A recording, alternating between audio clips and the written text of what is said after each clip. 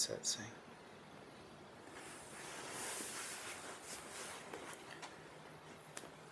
So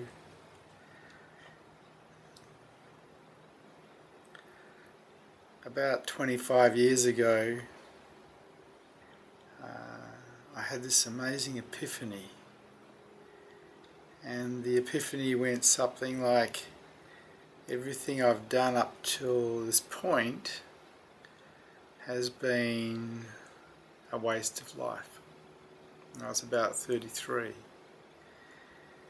and the reason that I came to that epiphany was because I'd had an experience of heart, of love, unconditional. And I realized that it was really the true jewel of consciousness, and there actually wasn't any other jewel of consciousness. And that all the money in the world, all the success in the world, all the beauty in the world that I thought was beautiful wasn't. The only thing that was beautiful was unconditional love, the most amazingly beautiful thing. And with this epiphany came the end of one life, a life that had been pretty successful in the world. A lot of people would have seen or said that I'd done very well in the material world, but I kind of knew that I was broke. Maybe financially well off, but broke, because I had no heart.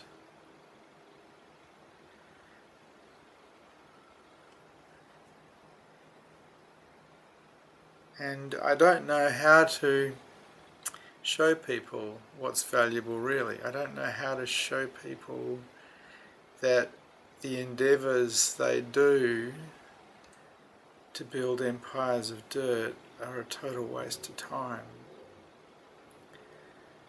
The epiphany was so strong for me, so earth-moving, that I walked into my publishing company and gave my staff my companies.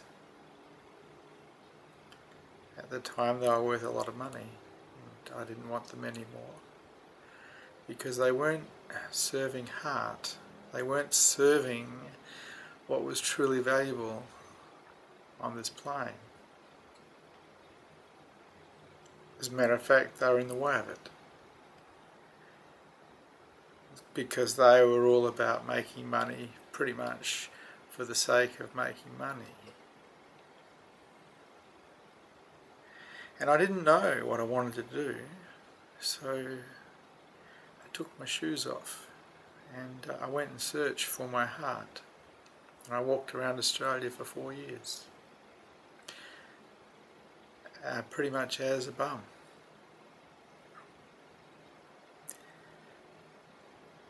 And it was nice.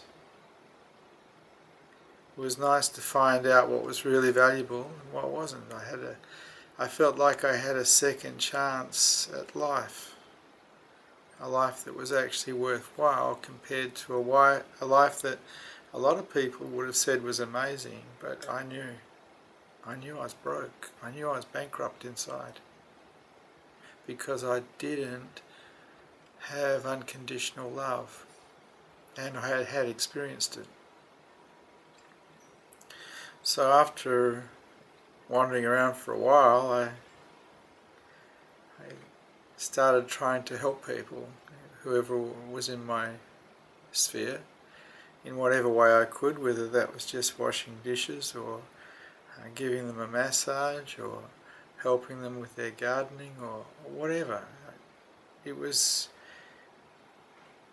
I didn't know what to do, and I didn't have the skills to do a great deal other than be a businessman, because that's what I was good at.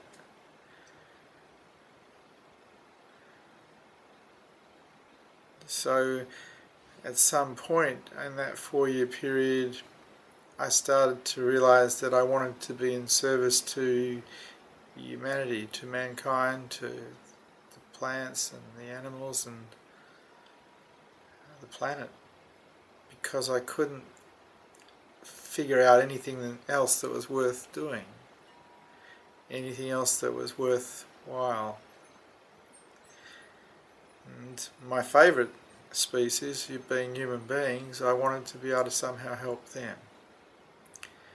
So I thought I'd like to go into the business of helping people heal themselves.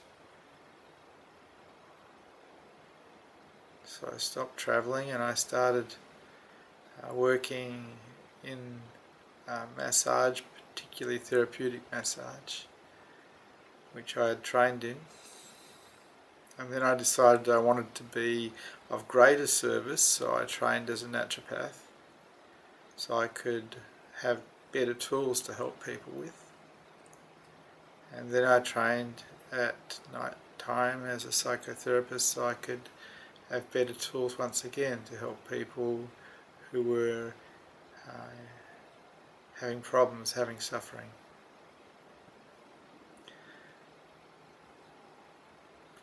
I felt like I was in service, and I felt like I was helping people, making a difference in people's lives, and it felt good. It felt so much better than just making money for the sake of making money as a publisher and entrepreneur, and that I was in the 80s. I was earning maybe a tenth of the money or something, I don't know. It wasn't very much.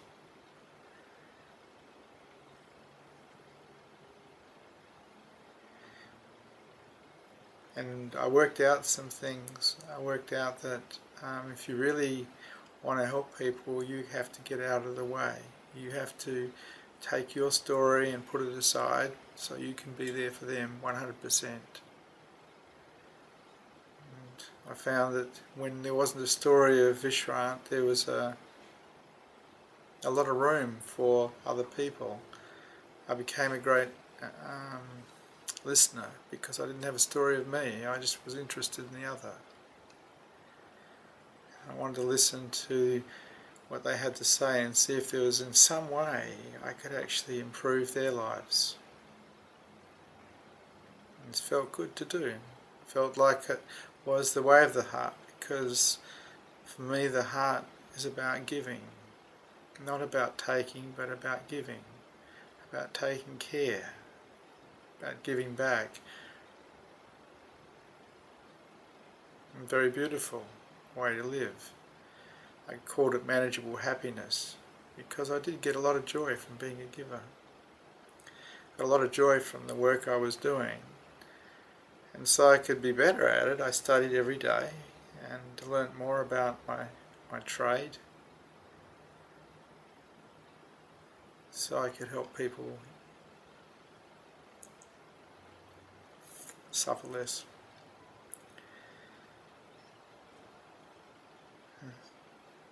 And I wish I could teach this. I wish I could show people that the pursuit of money, the pursuit of success, is just really the building of empires of dirt. It's not worth anything. If you haven't got heart in your life, no matter how successful, no matter how wealthy you are, you're actually broke, you're bankrupt. And for me, I felt like I'd wasted 33 years of my life, and that I had a chance to live again, and this time for something that was actually worthwhile. Love. And I encourage everyone to examine their lives and to see what they're really doing with their lives. Who are they really helping? Who are they really serving? And are they living as a desert, or is there an oasis there that other people can come and rest in? Because when you find love, you become an oasis for others. Until you find love, you're probably a desert, looking for love outside of yourself all the time, chasing all sorts of pursuits to try and make you feel yourself feel okay because you really are missing the jewel of consciousness. And in this examination, if you find you're broke, if you find that you're bankrupt, I really hope it devastates you. I really hope it breaks your heart open so that you'll do something about it. And change your life to serve hard, to serve others, and make this world a little bit better, a little bit more happy for others, a bit more joyful in that you become a giver, and that you're now serving the jewel of consciousness, heart. And it's up to you. No one can ever persuade you to do this. You have to look and see for yourself and want it for yourself and want it for others. This is your journey.